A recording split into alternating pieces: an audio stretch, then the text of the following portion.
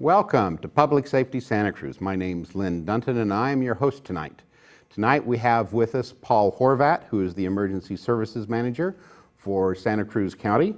And we also have Dennis Kidd, who is the General Manager for Santa Cruz Regional 911. Gentlemen, thank you for being with us tonight.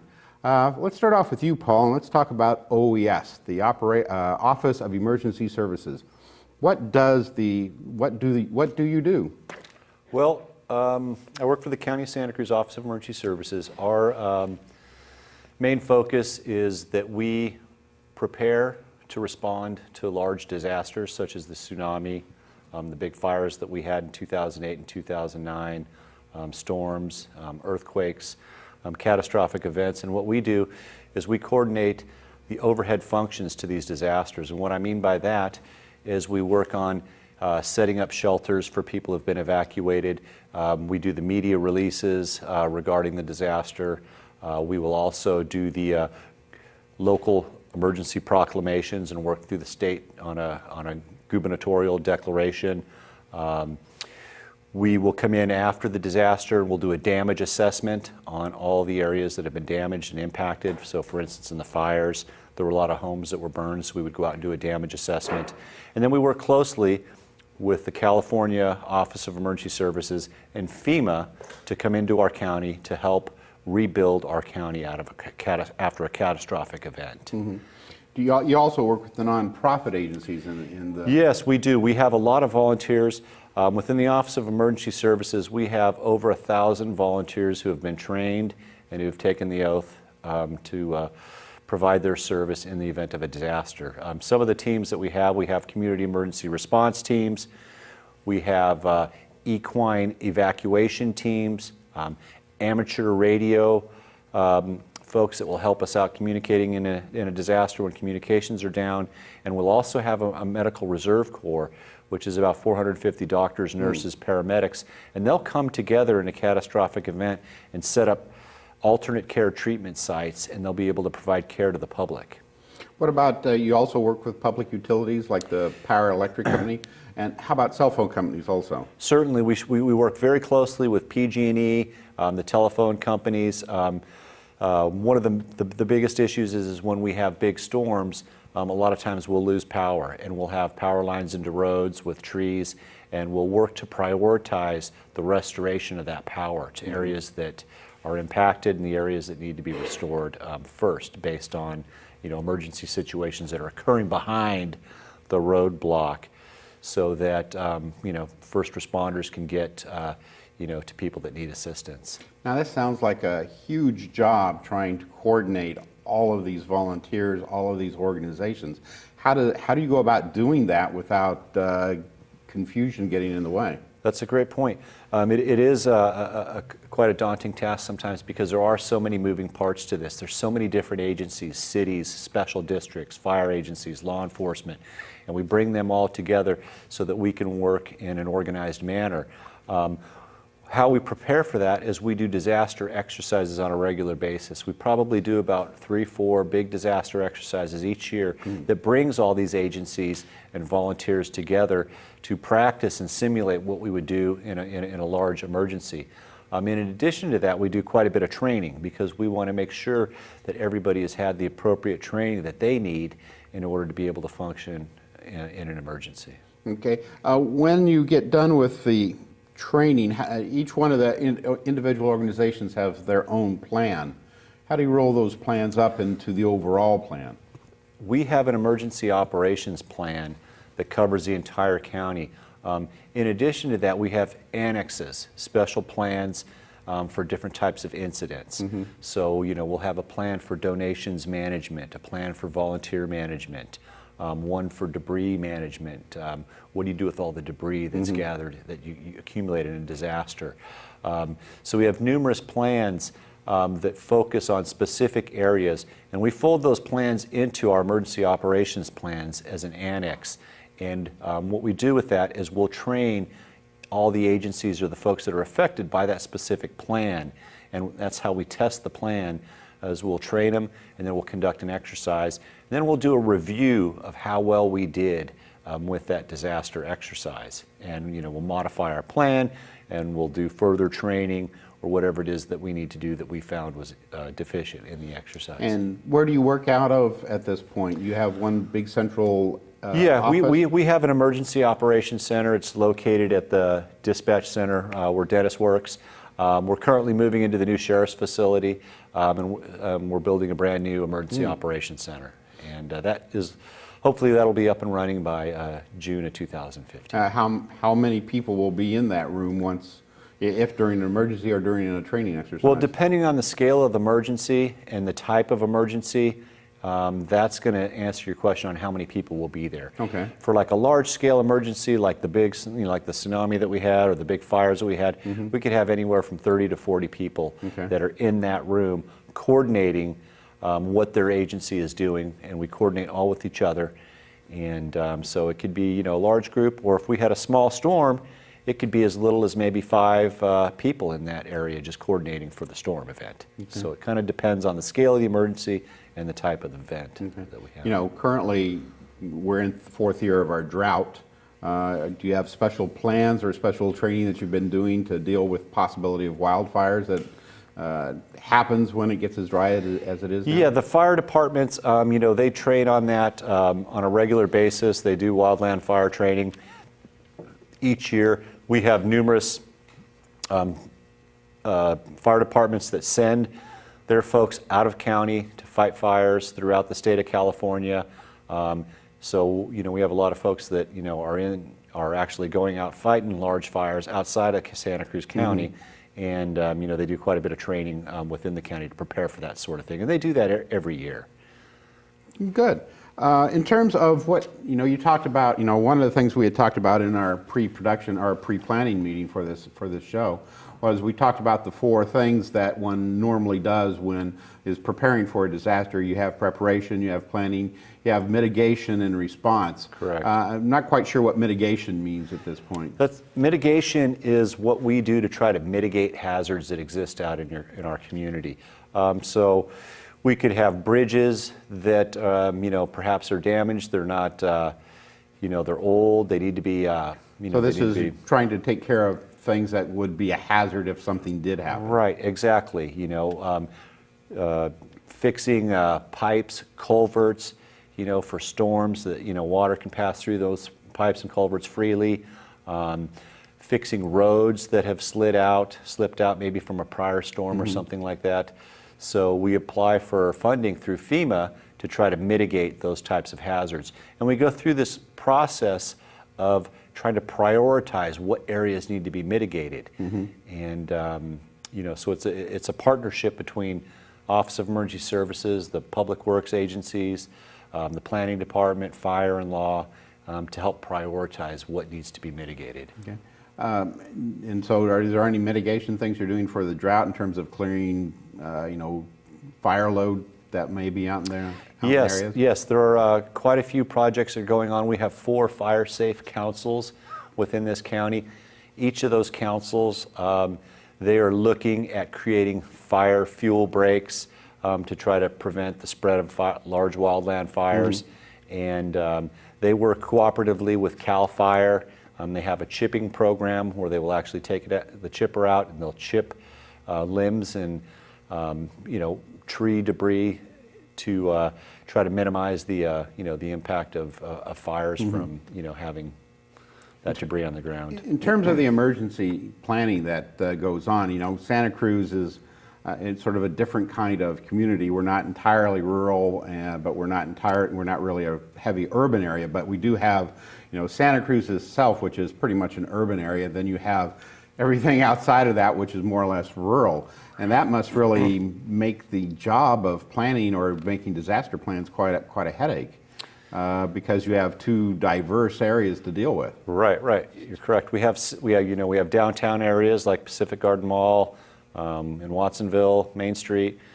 We have a lot of areas that are in the country that are in steep terrain, and those areas tend to be the ones where we have a lot of issues during big storms, and those are the same areas where we've had the big fires as well. So you can kind of see that there's different types of hazards that impact the residents depending on where they live. Yeah, I mean, it makes it difficult to service those areas or, get into them if something does happen. Right, and access is often an issue. So we're constantly working with the Public Works road crews, the county geologist to determine if roads are blocked, are they safe to be cleaned, are they safe to be, cleared for traffic. Okay. And so that's one of the things that, we're constantly doing, especially in large storms. Okay. Well, I'm going to let you rest for a little bit right. while I talk with Dennis over here about Regional 911 and talk about what 911 does. Not that everyone doesn't already know pretty good what it does, but let's talk. So I'll talk a little bit about my organization. So Santa Cruz Regional 911, as in the name, it's a regional dispatch center. So we're located here in the city of Santa Cruz, but we service basically the entire county of Santa Cruz and the county of San Benito also. Okay. So that means we answered 911 calls for the city of Santa Cruz, the city of Wattsville, the city of Capitola, and all of the unincorporated areas in the county, along with the entire county of San Benito, which includes the city of Hollister and the unincorporated areas there. So quite a large organization. We process 600,000 phone calls a year. That would be 911 calls and other emergency and non-emergency calls.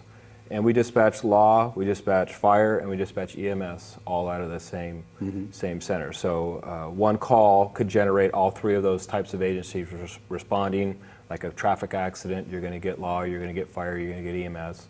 Or it could just be a law call, or it could just be a medical call. So we're sort of consider ourselves the first responders. The people in the big red fire engines, they're going out there, but we're actually making contact, or the community's making contact with us prior to them even being notified, and we do what we can to sort of help that community member while people are still responding to them. So we have medical dispatch, so if somebody's having a heart attack or they're bleeding or they're not breathing, we can provide assistance to the caller for that patient in the 5 or 6 minutes it's taking the responders to respond there. So we really look at ourselves as the first responders and sort of get the party started, for lack of a better term. Before Paul's group gets involved in a major event, we would first get the information, dispatch the proper equipment, and do all the coordinating in the very immediate beginning of that event. Let me ask maybe a peripheral question. Is in the case of, say, like a house fire, I know that someone would call 911, the fire, your area would dispatch the fire and possibly the police or a medical team, and also there's nonprofits that show up like the Red Cross. Would that be where Paul's team would come in to get the Red Cross involved, or would you call the Red Cross yourself? No, we would do that. We would do that based on a request from the incident commander at the scene. So, a house fire or a single event like that doesn't involve Paul's group. Paul's group is really about the larger scale events, and they get involved sort of further down the line in a big event. Even in the big tsunami, initially everything's coming to 911, and we're dispatching equipment, and we're doing all the coordinating, and then eventually we figure out, okay, this is big, it's going to need assistance from OES. That isn't really what we do as far as emergency response. It's more of like what Paul was explaining, the coordinating of the mutual aid and getting assistance from other agencies and such. How much volume can you handle? Say if there's a wildfire and a lot of people are calling all in at the same time, can you handle, what is the number of calls that you can handle coming in at the same time? I think we have 16 911 trucks that come into our center. 911 phone system is a separate phone system than the AT&T regular phone system. So we can handle 16 calls at a time, which does happen occasionally, not very often, and you're right, every big event usually generates more than one phone call. Cell phones, everybody has a cell phone, so car accidents on the freeway or a vehicle fire on the freeway, you'll get a lot of phone calls about the same thing. So it's important from our perspective that we don't just assume that this call is about that event, that we really take our time and screen that call and make sure it's a second or third call about the same event and not a first call about a second event that we're blowing off. So, so we have the capacity to handle a lot. We have staffing our peak staffing is 11 dispatchers on duty, so they're all able to answer phones at the same time, and they also talk on the radio. They're required to do both of those things at the same time. So we have the ability to in the immediate future, in the immediate beginning of the event, to really go through those phone calls pretty quick. And if it's going to be a sustained event, like a wildfire that's going to go on for a couple hours, then we can call extra staff in it and staff up. We can get up to 14 or 15 people on duty at any time. And let's talk a little bit about reverse 911. Okay. What? So we have a reverse 911 system that's called Code Red. Code Red is a vendor that we contract with for our county and San Benito County also. And what reverse 911 does, it's really explained in that name, reverse 911. It's when 911 calls you. So in most instances, people call 911 to tell us about something because they have an emergency, they need help. But there may be time where we want the public to know something and to help us. So situations that we use reverse 911 for are missing children, missing dependent adults, be on the lookout for an armed suspect, shelter in place because there's an armed suspect running around your neighborhood that the police are trying to locate, stuff like that. So the Code Red system is based on a map. So we can pull up a map and we can draw a shape around an area on the map, and then every phone number that's contained within that shape will get a phone call, a message that we record based on that event. So it's not a pre-recorded message. We record a message for that event, and we send that message out. And like I said, that could be all kinds of things, looking for a little child or... Is that just for landlines, or is that for cell phones too? It's for both. So landlines we automatically have. We have a relationship with AT&T to provide us that information. So it's basically the 911 database. So it's everything that's in AT&T's system for landlines.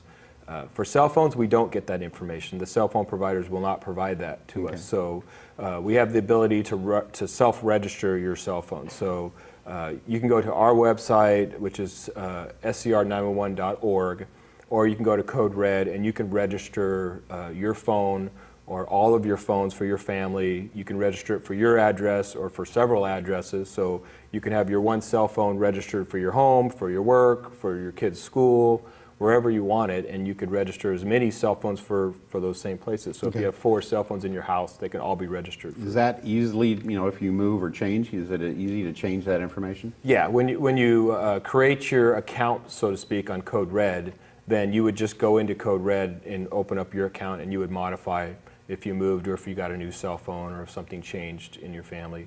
The other thing that Code Red does is there's an app for it on a smartphone. So if you download the Code Red app on your smartphone, and then you happen to wander in, or you're already in that shape that we've drawn, you will get notified of that event. And if you think of some of the things that have happened in this country over the last few years with mass shootings in malls or at schools or something like that, where you would never register your phone for the Capitola Mall, but if something happened in the Capitola Mall and you were in there, you would want to know. And so the app is extremely important to have on your phone, because it'll get you that message if you happen to be within the area. I actually had one occur to me where I was driving through an area where they had locked down because they had an armed suspect that they were looking for. So they had drawn the shape. I wasn't at work. They had drawn the shape, and when I was driving through, I got the notification that I was entering into an area where this Code Red had been activated. Now, I subscribe. I just signed up for Code Red this afternoon, and I found it relatively easy to do. And then they sent me a little recorded test message back to my cell phone. How does that differ from Nixle, which is the Santa Cruz Police, I believe, sends out alerts about certain things? I got an alert sent to my cell phone about a cougar that was somewhere up on the west side several months ago. Yeah, so the reverse 911, the Code Red system that we use, is really specifically based on geography. So we will target an area on a map that could be as large or as small depending on the event, and send the message to that area. Nixle is more of a subscription. So if you decide to sign up for Santa Cruz Nixle, you're going to get everything that Santa Cruz PD sends out on their Nixle, whether it directly affects you or not. And it's more Nixle is more of an informational thing rather than an emergency notification system. The code red is really classified as an emergency notification system. We don't use it for stuff that is not considered an immediate emergency. So, and the other difference is Nixle, which Santa Cruz PD has and Wattsville PD has too. Hollister PD has, so they use it often. They do it themselves, so that doesn't come through the dispatch center. That's controlled from a commander in the field, lieutenant or sergeant. They can actually create that Nixle message right from their smartphones at the event, and they'll use it for traffic situations. You know, avoid this area because there's a large water leak or something like that. There's one other app which, you know, you mentioned when we were talking about, you know, preparing for this show, was the Pulse Point. Yeah. Which sounded like a great little app, especially for people that know CPR and there's an emergency somewhere close to where they are. So I'll let you. That's exactly what it is. So Pulse Point was developed by a fire chief who was a techie, and the story goes that he was out to lunch one day and he was having lunch with his friend on duty. And he heard sirens coming, and he was telling his friend, "Well, that's my fire department. Roll into an incident. Must be close to us because the sirens are getting closer." Turns out it was a heart attack, full arrest, directly in the business right next to him, and he had no idea that happened. So he said, "There's got to be a different way." So what Pulse Point does is, if you download that app and you're CPR trained, if you are within walking distance of that cardiac arrest, you will get notified of where that cardiac arrest is, how to get there, and also where the defibrillators are, the public defibrillators are in that area. So it's really taken these people that have elected to become CPR trained. The assumption is if you go through the training, you want to help, right? So now that we know you want to help, how do you know where you're needed? So now it connects who wants to help with where they're needed to help. And it's a great product. It's a free product, and I really encourage people who are CPR trained or to get CPR trained to download that app, because you can really make a difference.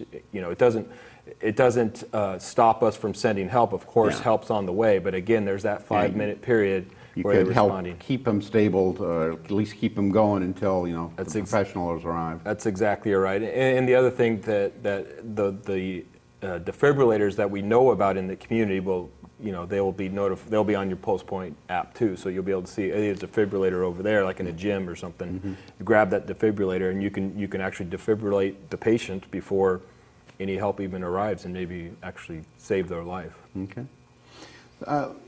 So we've talked about getting notified. We talked about the organization where we're coordinating the resources.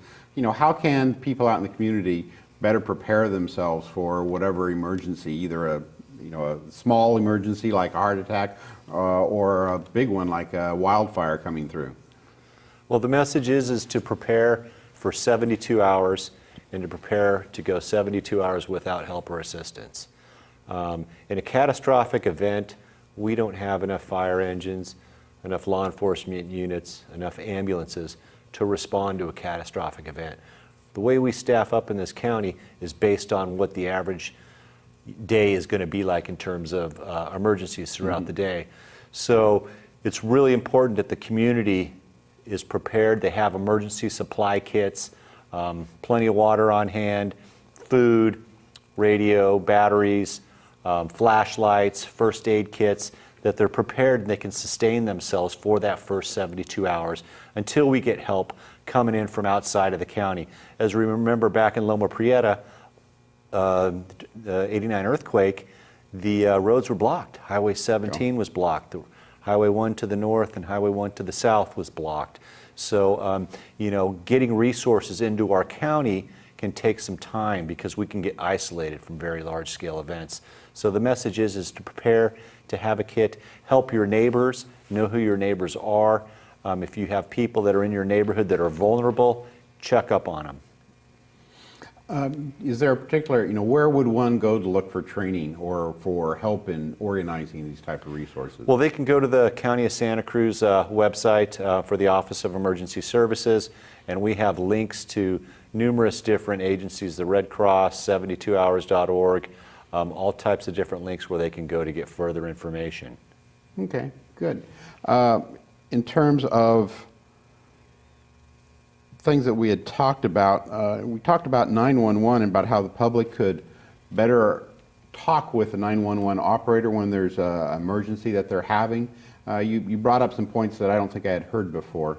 Yeah, it's important, and I know when people call 911, they're not having their best moment generally.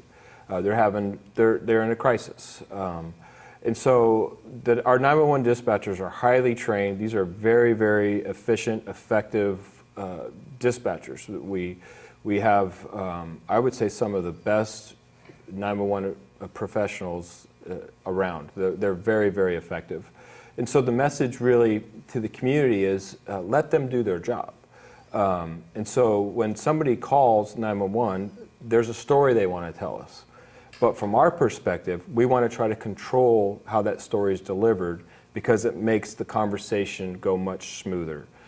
When we take a 911 call and we create a call for service, we have a mask and a computer we fill out. It makes sense to fill out that mask in a particular order because then you need certain bits of information to create that event. Mm-hmm. So if we just let the person tell us their story, it might take them a couple of minutes to get the information we need to create the event. And we like to create emergency events within 30 seconds. So we're going to ask them, what's the location, and then what's the type of event. We're going to get that. Those are the only two pieces of information we need to actually create a dispatchable call, what we call as a dispatchable call.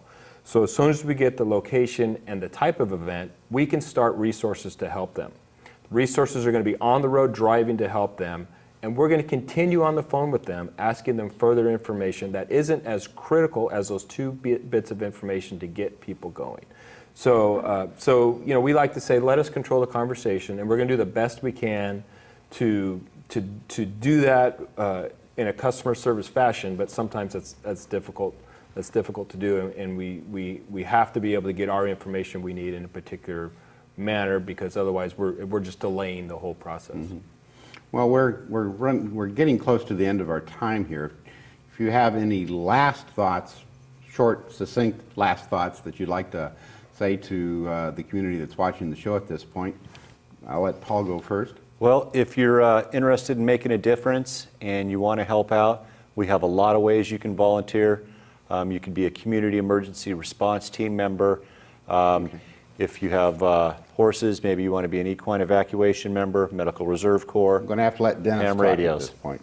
I would say the one message is register your cell phone on Code Red. Okay. That could save Thank your you life. much. We have a couple of slides of information for Emergency Operations Services where you can contact them, and we also have another slide with information on reverse 911 and 911 services like Code Red that one can go off and register for and be aware of what's going on within your community.